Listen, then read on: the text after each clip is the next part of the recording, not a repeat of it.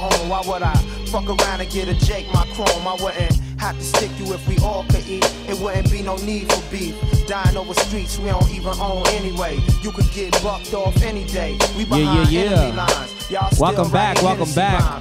Episode 3, Underground Elevation. Very special guest here with us. We got Maria Sokie Quintero running for LA Community College Board of Trustees seat 1. So, Maria,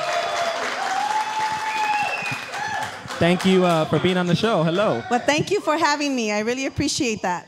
It's our pleasure. Like, on top of, what you're doing, which is dope and, very, inspiring and impactful, being that you come from this area, I think it's cool, too, for us being, hip-hop and kind of being the counterculture for people to be able to see, like, our minds are, like, in a critical spot where we can influence change in our own community, positive change, not just partying and going all crazy. So thank you for giving us that opportunity, everyone here that's involved with our scene. So. Great. And like I said, I am from the East Side. I grew up in Boyle Heights. I went to Roosevelt High School. And I've been very active in the community since my involvement, since I graduated from college back in, never mind, I don't want to say the word I graduated. Let's just say that I'm an old school kind of gal. But I definitely support young people. I've had the pleasure working with a lot of young men and women at East LA College and at Pasadena City College, where I teach political science. So this is definitely something that I wanted to engage the young people, and that's why I'm here. The only way that we can actually truly have democracy is that we have everyone participating, and the young people definitely need to be more active, and that's why I'm here. And that brings us right to participation.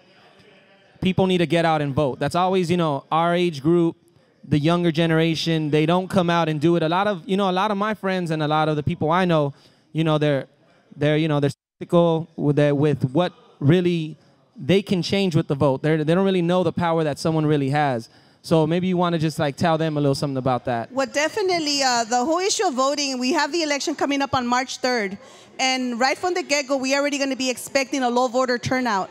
And so this means that for me, as running for the Community College Board of Trustees, we need to get the actual students that are going to be impacted by this particular board. As I was commenting earlier when we were getting ready for this interview, it's really critical for us to understand, and for the students that are part of this district, that once these individuals are on board, we make decisions that impact all the colleges. We have 9 colleges that are part of this district: LA City, LA Trade Tech. Also in the Valley, we have Mission College, Pierce. And then as far as West LA, we also have West LA College, LA Harbor, and Southwest. So we have 9 campuses that we can make major decisions. So it's critical for the young men and women that are part of our district to actually vote.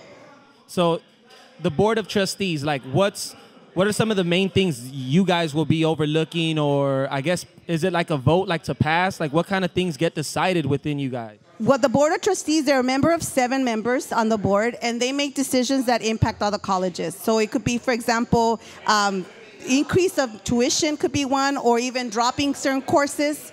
And that's been a major factor where a lot of the young men and women, when they're continuing with their education, they're often not able to get the classes because they're overcrowded.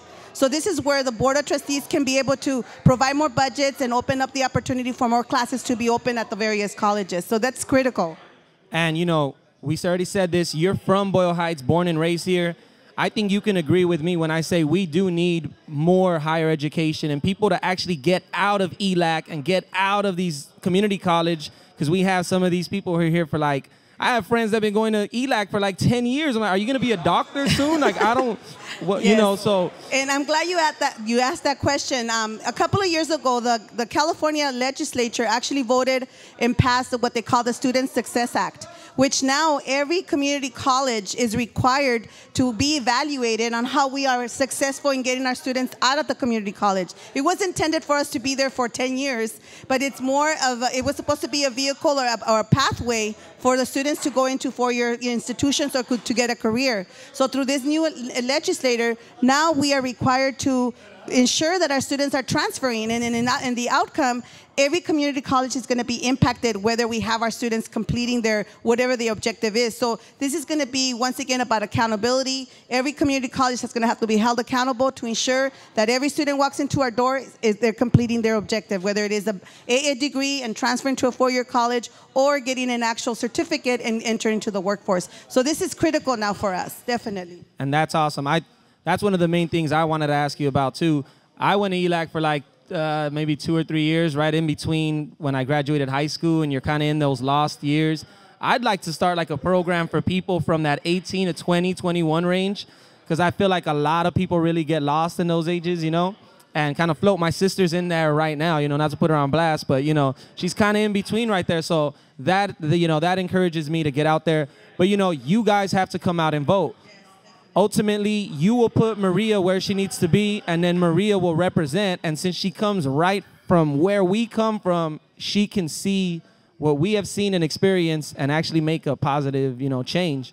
Thank you for this. Thank you. Very, very I got to insightful. reach to the young people, and this is the way to do it. So I appreciate you allowing me to speak to the masses. Awesome. And, you know, anyone else who wants to get involved with you either now or in the future, how could they do that? Well, you can go to my website at www.sokie4laccd.com. And we're right now in the process of phone calling, precinct walking. The last 2 remaining weeks are crucial. So, and for those of you that are here in the audience, I'll be giving you my card. So you can go ahead and volunteer. And volunteers are definitely needed. So please don't forget to vote. Word up. You heard it right here. Maria Sokie Quintero. Make sure you go out and vote. Thank you for doing this. Underground Elevation. We'll be right back. Thank you.